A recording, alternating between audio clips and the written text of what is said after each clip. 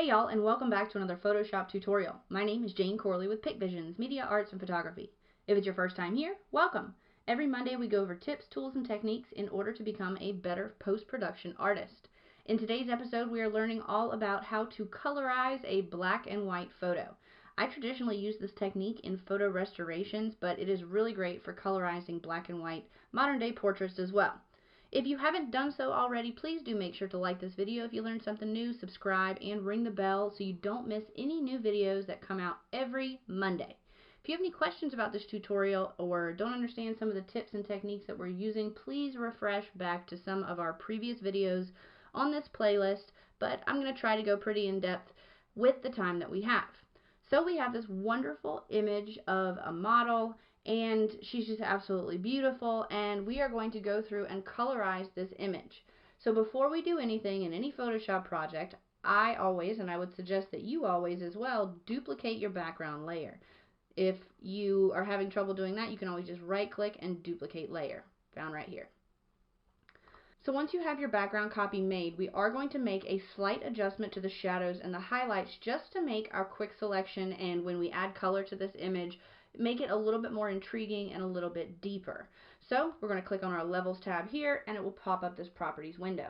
As we learned in our previous tutorial, you can hit the Alt or Option key to identify the darkest darks, so the darkest shadows, and the highest highlights to help you gauge how far to bring it up or how far to bring it down. Now, if you can just do it by eye, that's perfectly fine as well. I like to relate it to my darkest darks and my lightest lights, so that's why I use the Alt or Option key as well. So once you have your levels adjusted the way that you would like, we're going to click back down on our background copy. We're then going to select our magic wand tool, our quick selection wand over here. W for wand also works if you want to go that route. Make sure that you are selected on your background copy, and we are going to select our model. Select all of her body, her arm, her hair, just everything. Make sure not to get this area here of the background, but we're just going to continue to drag around. Now, if you have some content over here that needs to be a little bit more refined that you may have overlapped on, simply hit your Alt or Option key and see it goes from plus to minus, and we're going to minus out of that selection and make sure that our edges are exactly where they want to be. See, we went a little bit over, so we're going to go back just like that. I know that we have some white right here, but we'll fix that in just a moment. We're going to then go to our Refine Edges button. You can also go Select and Refine Edge, but I just find it easier to use the button. Do make sure that your radius is pulled up slightly, and make sure that your smoothness is pulled up slightly. Now this next step is easier if you have an overlay or a quick mask placed onto the image. This is not permanent, this is super temporary just for the Refine Edge menu. Using this overlay feature, what we're going to do now is we're going to paint on in the areas where we want our edge to be a little bit more refined. A little bit more refined in these areas here where her hair overlaps into the white,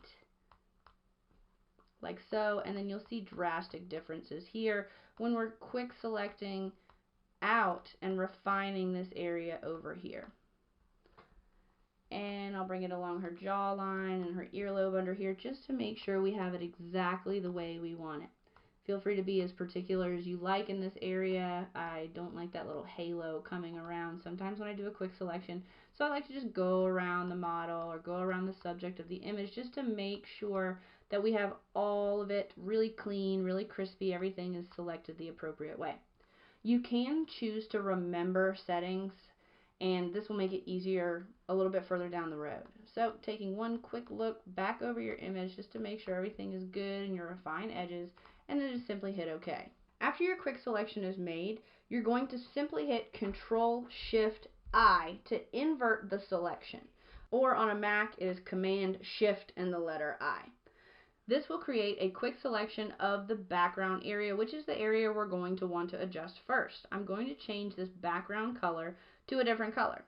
So I'm going to come down to my Adjustments tab and select Solid Color.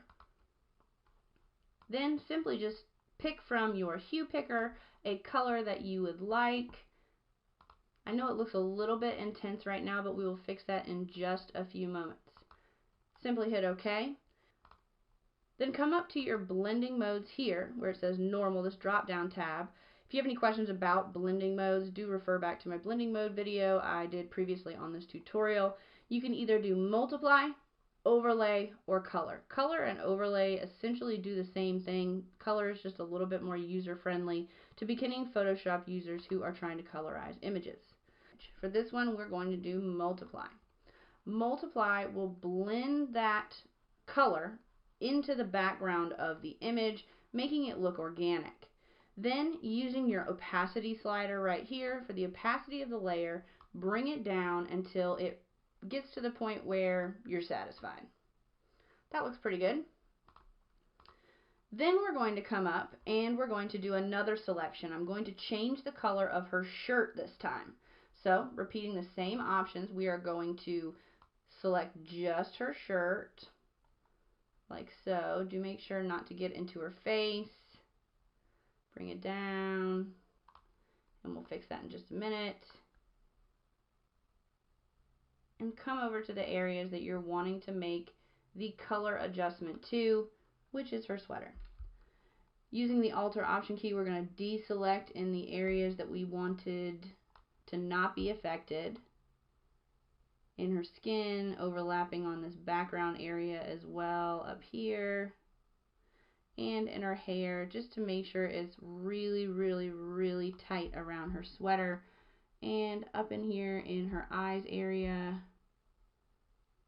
And there are a few little pilling areas where it has overlapped.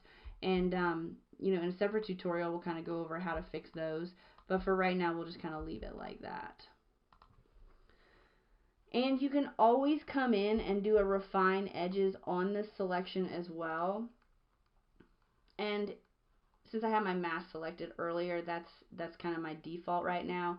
And just refine the edge to make sure everything is selected exactly the way that you want it selected. Everything is just clean. Something's a little bit over, you can kind of do it that way as well.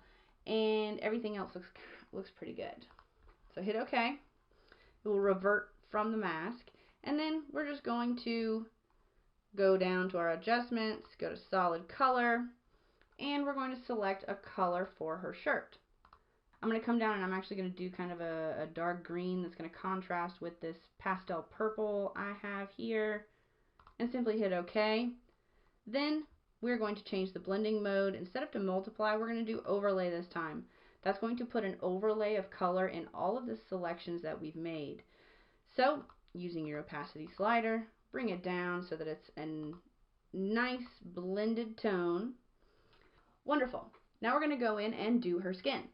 So, come back down to your background copy layer, and we're going to do W for wand and select all areas of her skin.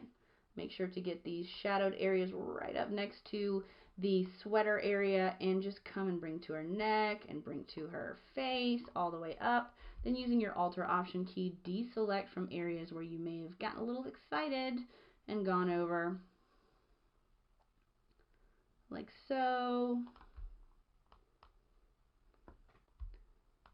Alt or Option to deselect all the way around. This looks good down here. We want to deselect off of her hair as well, because that's going to be a separate layer. And we'll go back and we'll refine this mask. You best believe it.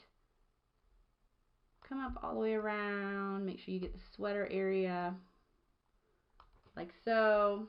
And bring it down near her eyes. Now it is very important, you don't want to color her skin the same color you're coloring your eyes. That would make sense, right? So we are going to deselect around her eyes. And deselect around her eyes. And we're going to bring it down to her lips and deselect around her lips, because her lips are going to be a totally separate one as well, because we want to really make her lips pop. Like so. Do make sure to come to these creases of her eyes and get the waterline and all that stuff underneath, because that is still part of her skin as well. We can always come and adjust a mask as well. But we are going to do our refined edges like we did previously, and everything looks good. And we're going to come in and add in some areas here around her hair, like so, and just really get that mask right. Just really get it right. And the Alter Option key to deselect from the mask area as well. That works like so. And her eyes look pretty good, pretty good. Like so. And we're going to add a little bit up here in her hairline where we may have not gone as far as we wanted. Wonderful. Click OK. Click on the top layer up here so that you can add an additional layer on top. Go to your adjustment layers, solid color, and we're going to pick a skin tone. That's just about a skin tone, almost like a yellowy orangey brown. That's kind of what you want to think of. And we're going to do color this time. This will overlay in a tonality that will provide a color saturation to the image rather than just. This is going to give you a color saturation to the image. Moving on, we're going to bring our opacity slider down until it looks natural. She looks a little bit thick right there, so we want to make sure to bring it up. And that looks good. You can always come into your mask and make a few adjustments here. So B for brush, and I want to conceal that mask. So I'm going to make sure that I am concealing the mask with the black. So you can hit X to switch over from your default foreground and background, and paint on maybe her eyebrows, because we're going to color that the same color of her hair, like so. And her eyes look really good, but if I needed to come in and kind of just make a slight adjustment in her eyes, I could do so. And in her lips, just in the creases of her lips like that. And that looks good.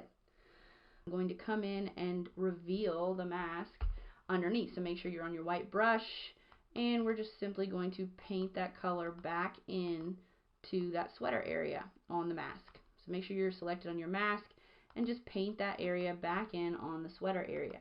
It's just the suggestion of her skin shining through and giving that really great color and just a different tonality in between the shirt area. Next, we're going to do her eyes. So make sure you're selected on the background copy. W for quick selection wand, and we're going to just select her eyes like so. Just her pupil areas. Very easy to go overboard, so feel free to make your brush smaller or larger if you need to for a more precise selection. And we don't need to do any kind of refining on there. I think that's probably pretty good. So I'm just going to go adjustment, solid color, and I'm going to find sort of a turquoisey color that's a little bit too much. It's a little bit too aqua. Come down to this color here, like so. And we're going to do a color overlay again, and we're going to adjust our opacity until it looks normal, like so. You can always come here and do a change your color, B for brush, come in here and take some of that green off her pupil areas and off the light shine to kind of give it a little bit more of an authenticity so that everything in her eyes is not pure green, but that's essentially how you do it. We'll move on to the lips. Bring it up here, W for wand, and select her lips like so, just her lips, not her teeth. So if you go over on her teeth like I have here, and go over a little bit on the skin, we're going to crease it down on her Cupid's bow area, and bring it on around, and then we're going to Alt or Option out her teeth, like so. I do need to make my brush a little bit smaller. I'm getting a little excited, guys. And we're going to mask out the opening in her mouth, like so, all the way around, and make sure everything is selected. You can hit Control plus and Control minus to easily zoom in and out of your image if you're needing a little bit more zoom, if you're needing to be a little bit more zoomed, like so. And we'll do a adjustment layer, solid color, and we're going to select a pink in her lips, like so. Go down to color and bring your opacity down like so. And these areas down here, I should have done a refine. I should have done a refine on it. Dang it, guys. So we're going to come in on our mask and make sure that we are revealing our mask. So make sure you're on the white color. B for brush, and 50% opacity should be okay. And I'm going to zoom in. I'm going to zoom in and make sure that we get that color exactly where and how we want it. Up here on the shine, down here on the bottom of the lips, and really just rounding out those plump lips she's got. If you make a mistake and go over, you can simply hit X to change your color to black and conceal that mask. Come here and just kind of square out her lips. That was a little bit much. And if you need to make an adjustment to maybe the skin tone, come to the panel where her skin tone is found, go to the mask, and make sure you're on the white color. And we're going to reveal that mask in her skin tone area just to kind of crease everything up, back up to the lips, masking, X to conceal if we've gone over, like so. Control 0 will fill the frame. And I'm going to bring that opacity down just a little bit just to make sure that it looks natural. If you would like to reshape these lips or, give it a little bit more of a punch, you can always add a darker shade of red on the shadowed areas like the creases in here and shape them up. Or you can come down to this background copy area and just simply do a burn. Do a burn on the bottom of the lips and give more depth and shadow to the bottom of the lips and give them a little bit more shape, like so. And in the creases a little bit, kind of just to give a little bit more. Control 0, as I said, to fill the frame, or you can Control- to zoom all the way out. Now her hair, even though it's gray, it still kind of looks kind of cool, but we're going to change it and give her some brown hair. So doing the same technique we've done, so make sure you're selected on the background copy, of course, and W for wand, and we're going to do our quick selection of our hair all the way around, and we will refine this one. Learned our lesson last time, didn't we, guys? And bring it all the way around, like so. Make sure you get everything all the way up to the widow's peak in that area. Bring it down off of her face, like so. And then we'll do a refine edge, and bring our brush in here and just kind of refine these edges all over here, like so. Make sure you get all that white out, but do make sure to add back in that hair. These small areas right here can be super tricky, so make sure if you need to zoom in, zoom in. If you need to zoom out, zoom out. And we'll do a refine edge.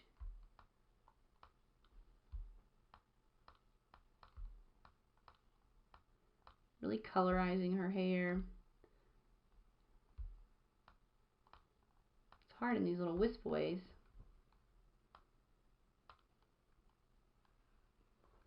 Alright, and the rest of that we'll just get with a mask. We'll get in the mask, y'all. We will get it in the mask.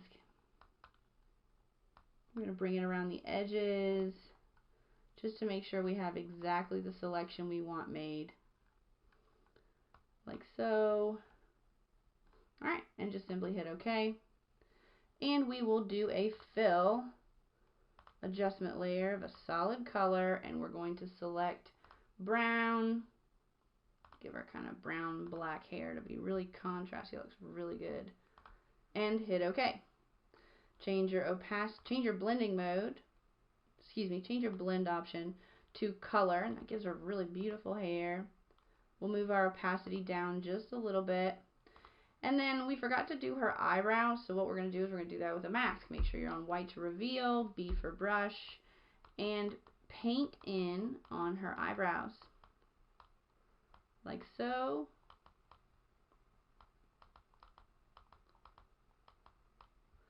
Like so. And you can even bring it on the bottom of her eyelashes here if you wanted to, but her eyelashes, of course, have mascara on them, so we traditionally can just leave them like that. Now I'm going to clean up this area here. I changed my brush to black, and I'm just going to conceal wispies, as I like to call it, of this mask to get rid of some of the gray tonalities in that area of her hair, like so. Now if you want to see your results, Control-Alt-Shift-E as in everything, and it will create a sample layer of everything underneath it. and you can see your before and after. So looks great. You can even come in and make some adjustments to the opacity of some of these layers if you wanted to do so, but that's how you colorize a black and white photo. Thanks so much, guys, for joining me. Please leave in the comments any tips or tricks you have for colorizing black and white photos for your other post-production artists, as well as anything I may have left out on this tutorial or anything you would like to see in future tutorials. Thank you so much for joining me today. I look forward to seeing you guys next week. Make sure to like this video if you did learn something new, subscribe, and ring the bell if you have not done so already. I'm Jane Corley with PicVisions. See you later, guys.